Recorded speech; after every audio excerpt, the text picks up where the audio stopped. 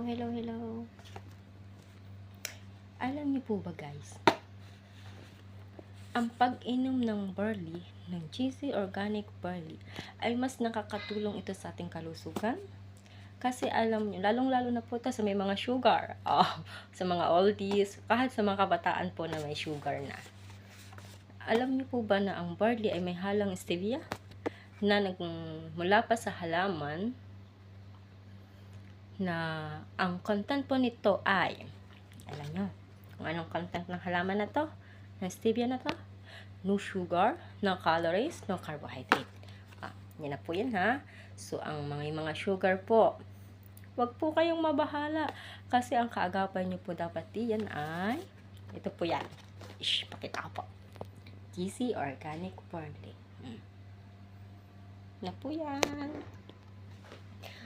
Mas nakakatulong po itong GC sa pagre-regulate ng ating blood sugar. Lalong-lalo na po ito kung ikaw ay may diabetes. Kaya ano pang hinintay mo? Simulan mo na ang uminom nito. Sabayan niyo po ako sa pag-inom nito. Kasi everyday po nagtitake ako ng GC Organic Barley. Pahalagahan ang ating kalusugan.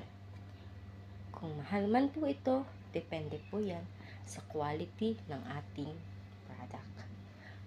Kaya po, ito pong GC Barley ay mas masustansya at pure na organic na nagmula pa po ito sa New Zealand. O diba ba? Nagmula pa sa New Zealand.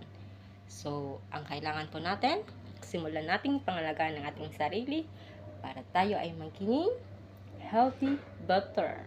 Diba? Guys, wala po tayong ayos ha. Basta ko lang po pinayad. Kasi may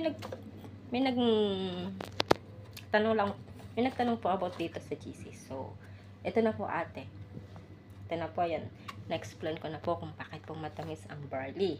So, wag po kayong mabahala kahit po kayo may mga sugar. Kung kayo man po ay inom ng GC Barley, simulan nyo na.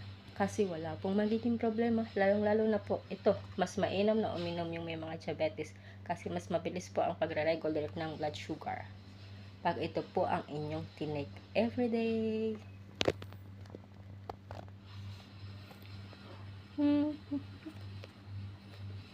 Bilog ang mukha.